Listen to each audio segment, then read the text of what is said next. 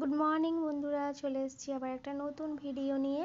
এই দেখো, আমি এখন ফ্রিজ থেকে বার করে নিলাম চিকেন। তো আজকে তোমাদের সামনে কি ভিডিও শেয়ার করব, তোমরা তো আশা করি থাম্বনেল দেখে বুঝে গেছো। তো চলো, আমি এখন চিকেনটাকে বরফ ছাড়ানোর জন্য জল দিয়ে রেখে নিলাম। তো হ্যাঁ, চলো এখন রেখে নিই। আজকে ভিডিওটা কিন্তু দেখতে তোমাদের খুব ভালো লাগবে। তোমরা শেষ অবধি দেখতে থাকো, কেউ স্কিপ না করে। তারপর দেখো, চিকেনটাকে ভালো করে ধুয়ে নিয়েছি। এখানে রয়েছে 200 গ্রাম মতন চিকেন। তা এখন আমি দিয়ে দিচ্ছি আদা রসুন বাটা। তো আদা রসুন বাটা দিয়ে নিলাম, কারণ আমি এখানে চিকেন ম্যাগনেট করব, তো সেই কারণে যা যা লাগে। তো পরিমাণ মতন দিয়ে নিলাম লবণ। তারপর দেখো, লবণটা দিয়ে নিলাম। তারপর দিয়ে দেবো কাশ্মীরি রেড চিলি পাউডার। তো রেড চিলি পাউডারটা দিয়ে নিলাম, দিয়ে এটাকে আমি এখন ভালো করে মেখে নেব। চলো এবার ভালো করে মেখে নিই।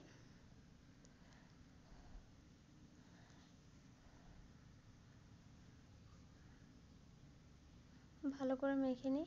তারপরে দেখো, আমি এখানে দিয়ে দেব কর্নফ্লাওয়ার। পরিমাণ মতন কর্নফ্লাওয়ার দিয়ে নেব। কর্নফ্লাওয়ার দিয়ে ভালো করে মেখে নেব। এই দেখতে পাচ্ছ, কর্নফ্লাওয়ার দিলাম। কর্নফ্লাওয়ার দিয়ে ভালো করে এবার আমি সব একসাথে ভালো করে মেখে নেব। তারপর দেখো, এখানে যেটা দিচ্ছি আমি ডিম, একটাই ডিম দিলাম। তো ডিমটাকে দিয়ে ভালো করে আবার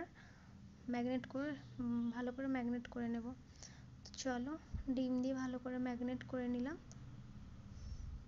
দিয়ে এটাকে আমি 1 ঘন্টা মতন রেখে দেব। ম্যাগনেট অবস্থায় 1 ঘন্টা রেখে দেবো। হ্যাঁ, তারপর দেখো, এখানে আমি নিয়ে নিয়েছি মৌরি, এলাচ আর দারচিনি। এটাকে আমি এখন একটা শুকনো কড়াইতে ভেজে নেব। আর এটা দিয়ে কি করব তোমরা শেষ অবধি দেখতে থাকো।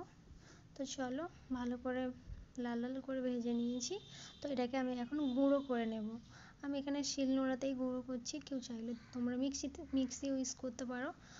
তারপর দেখো, আমি এখানে ক্যাপসিকাম, পেঁয়াজ, আদা রসুন এগুলোকে কেটে নিচ্ছি, যেগুলো লাগে চিলি চিকেনের জন্য। তো চলো, আমি এগুলো কেটে নিই এখন।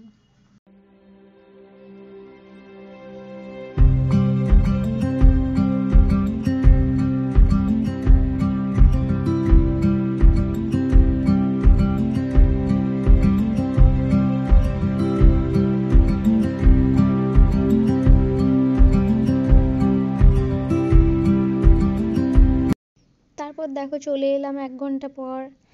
এই যে দেখো, আমার ম্যাগনেট করা চিকেনের অবস্থা। এইখানে আমি বসিয়ে দিয়েছি গরম তেল। তেল গরম করতে বসিয়ে দিয়েছি। তো চলো, এখন আমি ম্যাগনেট করা চিকেনগুলোকে ভেজে নিই। তো চলো, এখন ম্যাগনেট করা চিকেন ভেজে নিই, এক এক করে সব ভেজে নিই।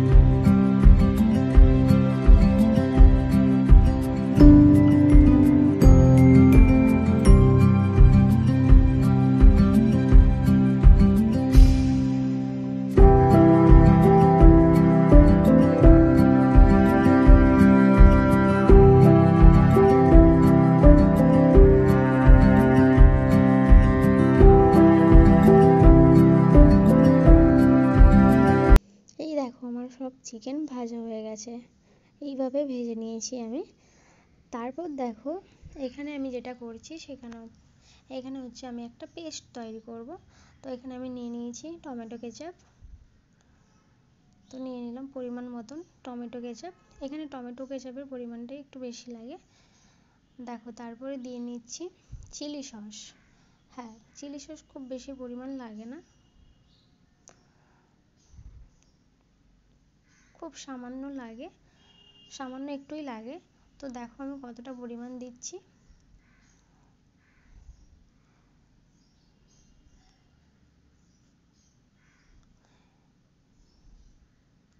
চলো ব্যাস এইটুকুই আমি দিয়ে নিলাম, তোমরা দেখতে পেলে এইটুকুই আমি দিয়ে নিলাম। তারপর দিয়ে দিচ্ছি সোয়া সস। দেখো সোয়া সসটাও খুব কম পরিমাণ দিলাম। চলো এই 3টে সসকে আমি এখন পেস্ট করে নিই ভালো করে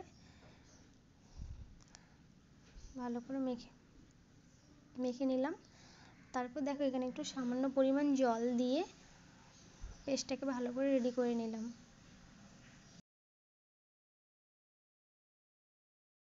তারপর দেখো এখানে আমি পেঁয়াজগুলোকে এইভাবে কেটেছি, চিলি চিকেনের জন্য যেভাবে কাটতে হয় ক্যাপসিকাম আর পেঁয়াজ আমি এইভাবে কেটেছি। আর এখানে রেখেছি আদা কুচি আর রসুন কুচি, যেটা লাগে এইভাবেই আমি করেছি। তারপর দেখো ওই যেই তেলে আমি চিকেন পকোড়া ভেজেছি ওই একই তেলেই আমি দিয়ে নিলাম রসুন আর আদা কুচি দিয়ে নিলাম। রসুন আদা কুচি ভালো করে ভাজা হয়ে গেছে। তো আমি দিয়ে নেব ক্যাপসিকাম আর পেঁয়াজ, ভাজা বসিয়ে দেব। তো চলো ক্যাপসিকাম আর পেঁয়াজ ভাজা বসিয়ে দিয়েছি একই সাথে, ওইগুলো ভাজা হতে থাক।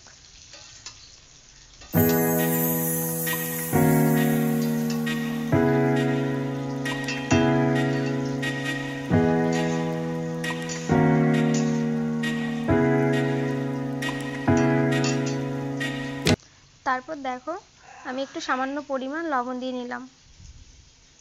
সামান্য পরিমাণ লবণ দিয়ে ভালো করে আবার নেড়েচেড়ে একটু ভালো করে ভেজে নেব।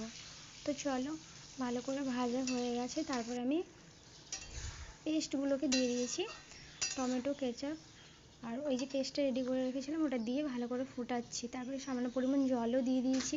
তারপর দেখো এখানে দিয়ে দিয়েছি সামান্য পরিমাণ চিনি, পরিমাণ মতনই চিনি দিলাম এখানে আমি। তো চিনি দিয়ে একটু ভালো করে ফুটাতে দিচ্ছি, যেহেতু জল দিয়েছি একটু ফুটিয়ে নিচ্ছি।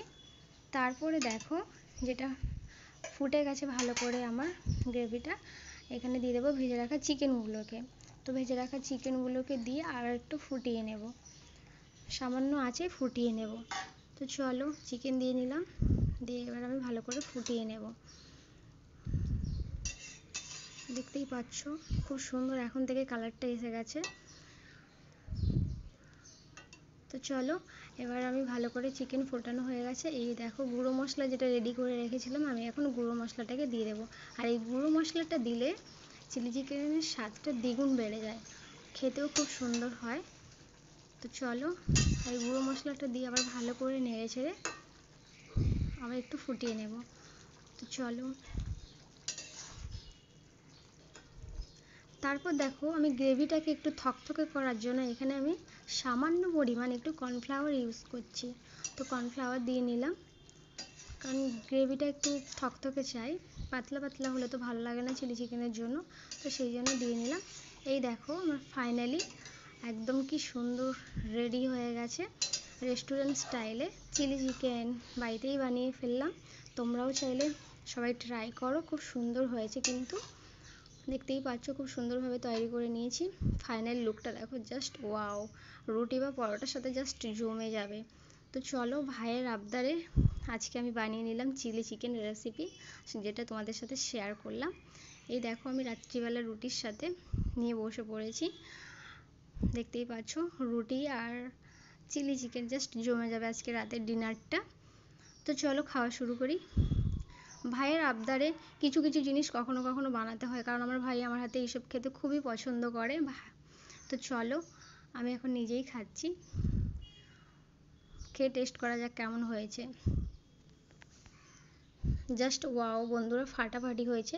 নিজের রান্নার নিজের প্রশংসা করছি, সত্যি খুব সুন্দর হয়েছে। তোমরাও সবাই ট্রাই করো বাড়িতে। আজকের ভিডিওটা এই অবধি, কেমন লাগলো অবশ্যই তোমরা কমেন্ট করে জানিও, ভালো লাগলে শেয়ার করো, সাবস্ক্রাইব করো নতুন হয়ে থাকলে চ্যানেলে। সবাইকে টাটা, আবার দেখা হবে নতুন ভিডিও।